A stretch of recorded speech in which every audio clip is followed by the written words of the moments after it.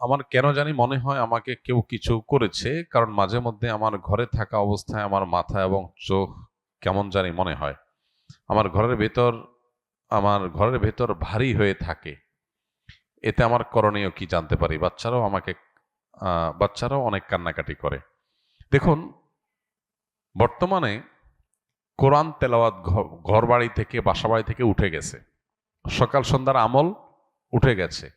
Music আমরা চাইলেও ইচ্ছাকৃত অনেকে শুনে, আর অনেকে ইচ্ছাকৃত শুনে না, ইচ্ছা ছাড়া শুনে। মোবাইল ফোনের রিংটোনে শুনে, রাস্তাঘাটে শুনে। এগুলো শুনতে শুনতে হারাম করতে করতে করতে করতে মানুষের স্পিরিচুয়াল পাওয়ার কমে যায়। আধ্যাত্মিক শক্তি, রুহানি শক্তি কমে যায়। এর ফলশ্রুতিতে শয়তানের উপদ্রব, জিন্নাতের উপদ্রব, এগুলো অনেক বেশি বেড়ে যায়। তখন মানুষ নিজেকে আর সঠিক পথে আনতে পারে না, অসুস্থ থাকে। তো এই সমস্যাগুলো এখন ঘরে ঘরে। এই জন্য 1 নম্বরে প্রয়োজন হলো তাওবায়ে নাসুহা, সকল গুনাহ থেকে বেঁচে থাকা। বাসা বাড়িকে ছবি, প্রাণীর ছবি, ভাস্কর্য, মূর্তি, এগুলো থেকে পরিচ্ছন্ন করা। মিউজিক যাতে 1 সেকেন্ডের জন্য বাঁচতে না পারে সেই ব্যবস্থা করা।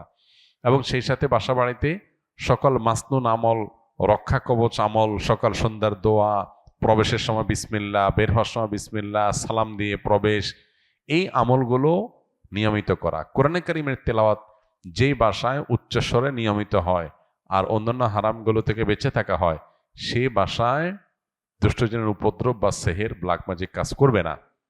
এজন্য এই আমলগুলো আমাদের বাড়ানো দরকার।